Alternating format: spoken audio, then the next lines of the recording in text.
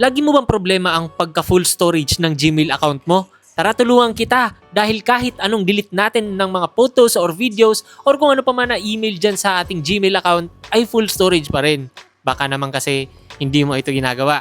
Tara, kunin mo na ang iyong cellphone at hanapin mo na po ang settings dito sa Android mo. At dito guys, sa loob ng settings, makikita mo po dito ang Google. Scroll down mo lang, tapos ayan, Google. Pindutin mo lang yan, tapos pindutin mo po itong backup. Nandito po kasi nakasave ang ating mga photos and videos kahit nakasave na rin naman siya sa storage ng cellphone natin. Pati sa Gmail ay nasisave siya or sa Google Drive. Pindutin mo na rin po itong Google Photos app. Dito po kasi naka-turn on ang ating backup kaya kailangan nating i-turn off ang backup na ito dahil laging 99% full storage talaga yan Gmail mo. Poproblemahin mo talaga yan. Pero kapag naka-turn off yan, hindi na ma-full storage ang Gmail account natin. Kaya papasok na yung mga important email na hinihintay mo.